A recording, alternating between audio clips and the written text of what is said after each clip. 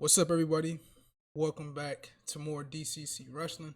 I don't want to get y'all too much face profile action. Hold on, let me back up a little bit. Let me back up a smidge. And welcome to another video. We are going to be predicting WWE Money in the Bank 2023 from London, UK tomorrow. This video will more than likely go up hours before the show, so we're gonna try to make this quick and brief. We have a 6-match card, a couple title matches, and 2 Money in the Banks and 1 tag team monster match, pretty much, or just mega match, as we say. This is, I think this is gonna be a great show. It should be, man. What I'm predicting, I hope my predictions are right, obviously, but we should have some good shit going on. Big dog. So, our first match we're gonna break out in is we're gonna talk about the Intercontinental Championship match between Gunther defending his championship against Matt Riddle. What you think about the match? I think it's gonna be a good match. I think they were in Evolve or Progress, one of those on the Indies. They had a couple good matches down there too. So we're gonna maybe not match of the night, but pretty freaking close. When we got the 2 Money in the Bank matches that could potentially be good. Seth and Balor, you know where you get there. Yeah, man. I'm gonna say top 2 at least this match. We'll see how it shakes out. I mean, it's this match it's a clear winner. Gunther ain't losing that championship no time soon. If he wasn't gonna lose it at WrestleMania, he ain't gonna lose it until he break the record, and it's gonna go up to September for him to break that record. So expect Gunther to hold this championship all the way in toward the start of the fall. So Gunther picks up the win here, and Matt Riddle goes down. Hopefully after this they have a plan with him and someone, maybe Orton, because Orton may come back in a few months. SummerSlam possibly, we'll see. But I do think we get this match again at SummerSlam though. I don't think we running it back. I think this is just a one-off because I think they just announced it. What, Monday? I could be wrong. Either Monday or last Monday. But to get more of a build in the story or whatnot. Maybe this could lead to Randy Orton coming back and then them facing Imperium at SummerSlam or something like that. You know, I don't know, in a handicap match or tag team match or something. But yeah, I still see us getting a second match out of these two. It was too quick, you know. okay, all right. Yeah, we'll see, man. But Riddle takes the L in this match.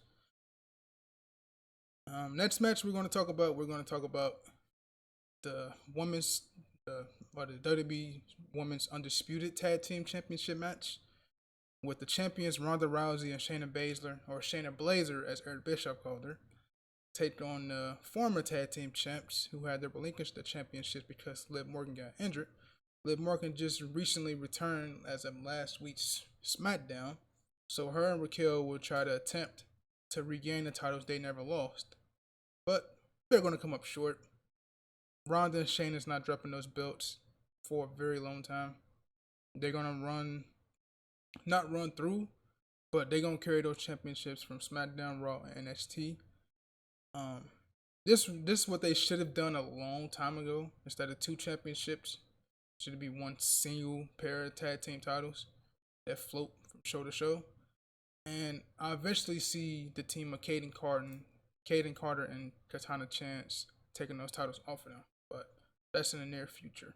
So I got Ronda picking up the win here, but you're gonna need Liv Morgan and Raquel to face Rhea. That'd be 2 more women for her to face in singles competition because Rhea just keep going back to this recycled garbage with Natalya. So we have to get more women in there.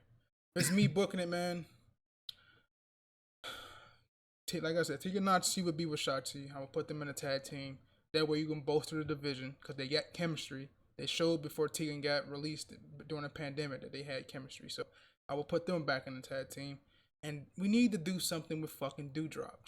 I haven't seen her since they did those triple threat matches. I don't know when the last time that was. It had to be either after WrestleMania or something like that to determine who would face Rhea. But we need to do something, man. Doudrop needs to be in the midst. Nikki Cross need to be in the midst. Something. But I'm surprised.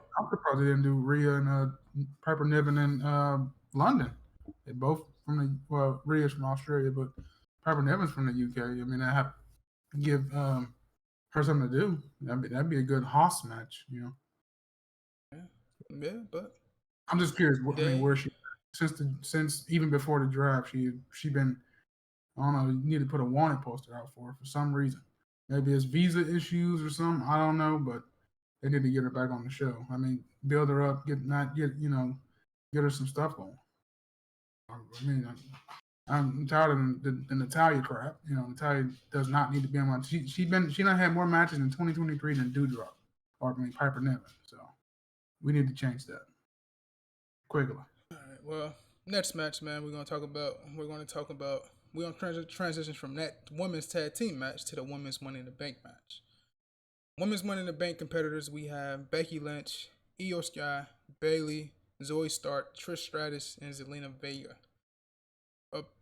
Not so interesting competitors in the match per se. I think doing process elimination, you can obviously see Io. That's my pick to win. Because process elimination, Becky and Zoe Stark and Trish Stratus don't cancel themselves out. I don't see Zelina winning it. She's already big on her own. This is something to branch out Io from Damage Control. It looks like the direction they're going to go anyway and breaking them up. So Io has to get this win, cash in at SummerSlam, get the match with her and Asuka, and she beats Asuka at SummerSlam. That's how I would do it. What say you? I agree. Maybe they go on the way of giving it to Bayley and have that dysfunction between her and Io. But I would put it on Io. I think Triple H is gonna do the right thing and give it to Io. Then maybe you can get her feuding with Bayley coming out of this, but we'll see. Yeah. Who else we got here? We can focus on the men's Money in the Bank ladder match. Yeah, right? Men's Money in the Bank. You got Asuka and that's tonight actually. That's on SmackDown. They might end up having a match depending on what happened with SmackDown, but since of this recording, we don't know, so we're not gonna worry about that. Well, SmackDown did happen earlier today. So. I ain't watched it, so I ain't worried about it. You know, I'm just saying. Well, same time. Let's go and get to the men's Money in the Bank now. So we have the men's Money in the Bank competitors. We have Ricochet, Shinsuke Nakamura, Santos Escobar. We have LA Knight, Damian Priest, and Logan Paul. Now, I'm going to go ahead out there and say this. I've been preaching this since WrestleMania. I've been preaching this since y'all on the main roster. You can attest to it. CK can attest to it, whether you want to believe it or not. The man who should win that Money in the Bank briefcase is LA Knight. Yeah. That's who should win. Damian Priest a close second, but I'm picking LA Knight. It's literally been what's the word? It's harnessing right now. Like his ride has been organic. He's over without even having to do too much to be over. Right? He survived the fucking Bray Wyatt shit with the pitch black match, ain't that what it's called? He survived that whole ordeal with Bray Wyatt. To come out on top of that and be organically over like he is, most people don't even reach that. Everybody who would counter Bray Wyatt, Seth Rollins, never was the same. Had a midlife crisis. Daniel Bryan wasn't the same. Right? So everybody who encountered Bray Wyatt had some sort of thing happen to them. LA Knight, nothing changed, and he became organically over. So, WWE, Triple H do the right thing here. Put the briefcase on LA Knight. I wouldn't be opposed to Damian Priest. Ricochet, we know he's not getting it. Nakamura's not getting it. Santos Escobar, not getting it. Logan Paul, not getting it. I can see him getting it, but the thing with Logan Paul is he's not there consistently. He's only going to be there. Who? Logan Paul. Only thing. Butch? You said who? Butch. Oh, yeah, I forgot about Butch. No, he ain't getting it. Not Butch. I forgot about Butch. Well, they're in the UK, though, right? They're in the UK, former UK champ. I forgot about Butch. See how much of a non-factor he was? I forgot about him. The reports coming out is that Triple H wants to go the route of LA Knight winning, but Vince McMahon is trying to squeeze in and get Logan Paul to win the briefcase. So I mean, we just gotta wait and see what happens. Honestly, I want LA Knight to win it just for create new stars. I mean, Logan Paul is good, right? But he don't need the briefcase. Honestly, he don't need that.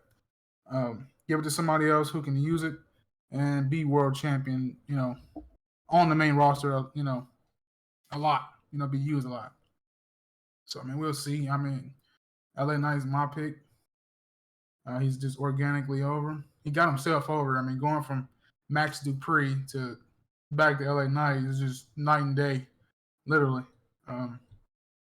So we'll see what happens. No pun intended. Yeah, no pun intended. No, it was pun intended. That's why I said it. All right. Okay. All right. But we'll see what happens, man. Hopefully, we all as fans get the results that we want, even though it's kind of predictable. LA Knight's my pick. I wouldn't be opposed to Damian Priest. I think Damian Priest has really earned it. They're really high on him. But I just think it's LA Knight's game, like he says. So I'm picking LA Knight. Yeah, man. I'm like, there's no opposing when it comes to Damian Priest, because Damian Priest for sure earned it from his match with Bad Bunny at Backlash to just him having great performances week in and week out. So I can see Damian Priest winning it, and for storyline purposes with the Judgment Day. So you can have Finn Balor jealous of him if he win and Finn Balor lose, vice versa. You know what I'm saying? Never know. Or I got one more thing to propose. What if we get a run in? You know how Brock ran in what was it, 2018? One of those? Which one was it, 18? What if we get a run in by a heel Drew McIntyre? Then we get McIntyre and Rollins for the world title at SummerSlam. I've been pitching Drew McIntyre coming back, world heavyweight champion. The thing with that is, though, my thing with that is, I'm not opposed to the idea, but Drew McIntyre, he don't need to do that. You know what I'm saying? Heel Drew McIntyre is enough to get him to SummerSlam. So you let LA Knight win his briefcase. You get those promos, you get those entertainment segments with LA Knight. He can carry that fucking briefcase for as long as he want to carry it, right? Mm-hmm. Then if you gonna do, I think he gonna cash in on Seth Rollins and ultimately end up on Monday Night Raw. So that's what I think will happen. But Drew McIntyre, he don't need it. I can see that, but he don't need it, man. It's Drew McIntyre. When he come back, he gonna be a ferocious heel monster. So I don't think he needs it. It was just a thought. It was just a thought. We haven't seen him since WrestleMania. I mean, I think the ultimate goal is to get the title on Gunther. But I wouldn't be opposed to Drew McIntyre getting his head in the title picture. I mean, because originally he was supposed to be at WrestleMania last year, competing for the world title if they would have split up both championships. It was going to be him and Cody or him and Rollins. So I mean, eventually he's gonna get into the title picture. I don't know if it's gonna happen at Money in the Bank or SummerSlam. We'll see. I do think he's coming back though, rather sooner than later. And I do think we may get a surprise from a special somebody. They like to slither around a little bit, so we'll see. Yeah, we'll see. A lot of excitement going around for Money in the Bank. All that said, we're taking LA Knight. So we have it was Sami Zayn them. They was going to defend the titles here, but I know they fighting on SmackDown now. So as of Monday, it's been changed to Friday Night SmackDown. So we're gonna talk about their match. We have Seth Rollins defending his World Heavyweight Championship against Finn Balor. Now, it's unfortunate, man. It's unfortunate for Finn Balor because I think this is like this heel work is not as good as he was when he came back to NXT in the second stint as a heel, when he was just the Prince. You know what I'm saying? But it's a close second. Like the promos they've been doing for him, like the last couple of weeks, have been pretty good. And they go into the story. They're telling the story of what happened 7 years ago when Seth lost to Finn Balor to crown the first ever Universal Champion, and how Seth injured Finn Balor that night, and Finn Balor still beat him with one arm. But the run only lasted 23 hours because the next day he had to relinquish the title, and Finn said that wasn't the problem. The problem was how Seth Rollins came out right after he relinquished the title and started laughing at him. So he harbored he harbored all that resentment towards Seth Rollins ever since that day. So it's built up. It's built up pretty good, even though they had matches prior to this. But this just feel like something different. Unfortunately, Finn is not going to win here. I don't know if they beat him clean or not. Probably do. I think a clean loss don't affect Balor that much, but we're going to see after this what the judgment they do. I hope they don't break them up. I'm not a fan of breaking them up because they just so good together. You can add to them, like as JD Madonna would probably be added to him sometime after Money in the Bank. So I can see that. Seth Rollins picks up the win here for me. I pick Seth. Yeah. I don't see Seth losing that belt unless he get cashed in on. And it's going to be by LA Knight. That's how I see it. Unless Drew McIntyre beats him clean up, but I don't even see that neither. Let's see.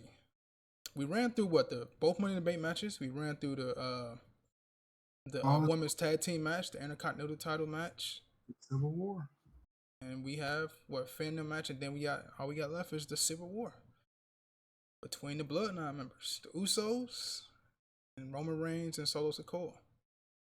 Now, we've been saying it on this channel for a long time. Bloodline story has been the best story in decades told by the WWE. It has organically got over so many layers of superstars within this whole crop.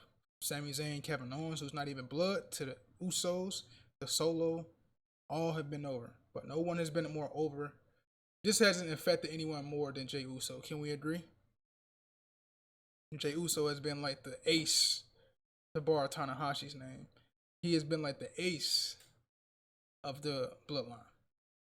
From them super kicking Roman a couple weeks ago, just the promos they cut, everything up and down has been great. It's funny that Roman Reigns ain't defending that damn championship since WrestleMania. Since WrestleMania, we at the midway point of the year. When the fuck is he gonna defend those championships? Do you have a clue? Because I don't have a clue. Probably, I wouldn't even say Survivor Series. He probably ain't gonna defend that championship probably till late. You've been in a SummerSlam. Yeah, SummerSlam, yeah, SummerSlam. I forgot about SummerSlam. Probably against the right hand man. Yeah, and then I think he beats Jay. And then after that, you probably got to do something with Lashley or AJ Styles at that point to lead up into Royal Rumble, and then he ultimately lose the belts at WrestleMania. That's just a thought, but who knows what they'll think? Who knows what they'll do? But I'm gonna go with the upset, man. I'm taking the fucking Usos here, man. Take the Usos. This gets them that right. This gets them close to Jay versus Roman. Roman don't take the pinfall, Solo do. And then at SummerSlam, I would say Solo crosses Roman, but Roman ain't losing title to WrestleMania. So Roman gonna be winning for a while. I'll just put it that way. But tonight, Money in the Bank, they lose to the Usos. That's my pick. I don't know about you. Yeah, taking the Usos. Oh, that was cool. You taking the Usos? Yeah, I mean, just to give them momentum heading into SummerSlam. Because I mean, if Roman Reigns, if they beat him now, where do you go from there? There's no credence to Jay or Jimmy trying to challenge Roman if they lose. You know what I mean? And then they were already leading up to Jay's making his decision. They were already saying things like, "Oh, he's trying to make you the next tribal chief" and all that stuff. So, trying to get you the next world champion. So, why not challenge the world champion? Why not challenge your cousin? If you can beat him in a tag match, why not challenge him 1-on-1? See if you can beat him again. I mean, you've had it before. Let me pause for a minute. Nola giving your ass the motherfucking side eye right now. You see the Nola giving you the damn side eye? Sure.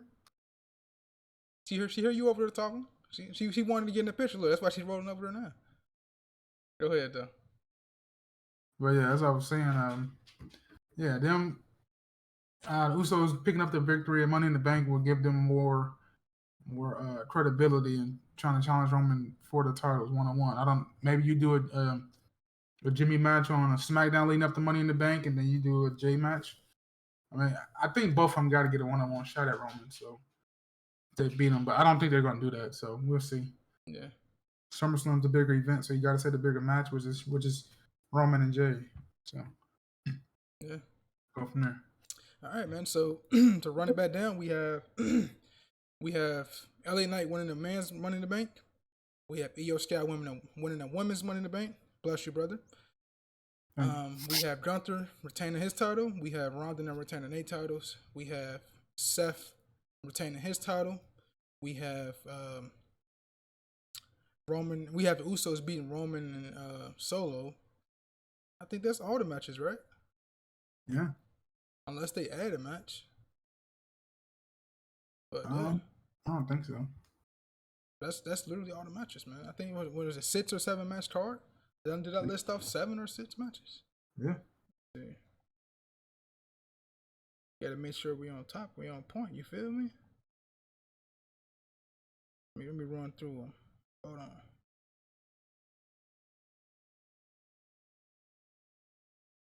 Oh, you know what? You know what we didn't talk about? We didn't talk about Cody versus Dominic. Oh. I forgot about that damn match. This match, man. I'm conflicted, man, because after Cody. I think this match headline actually. So. You say what?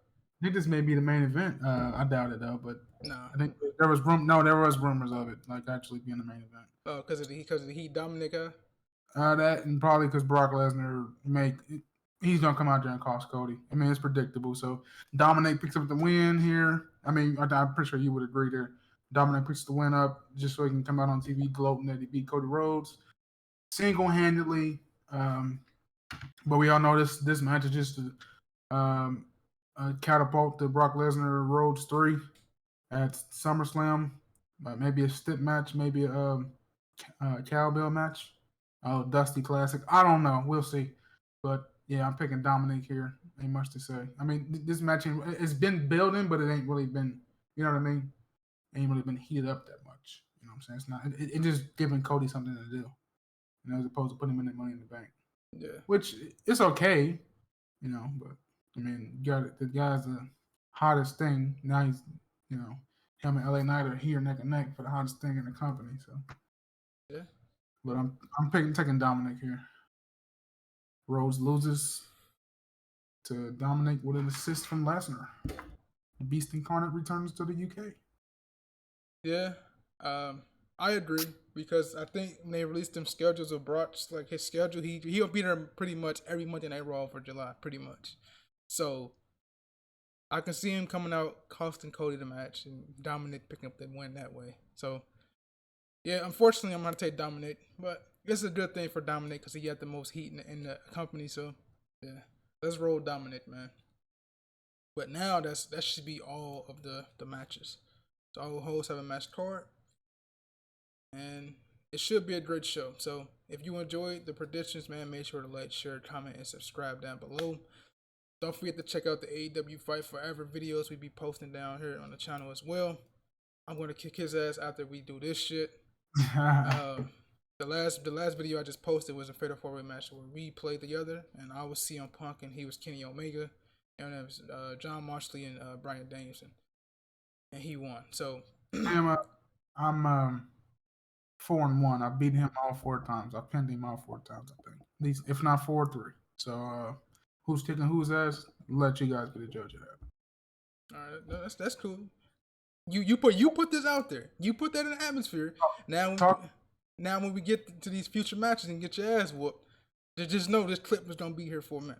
All right. That's right. Talk is cheap until you back it up, brother. All right, man. All right. You started it first. I'm just saying. You say you gonna kick my ass, so I gotta retort. All right, that's cool. That's fine. Respect. All right, man. We out, man.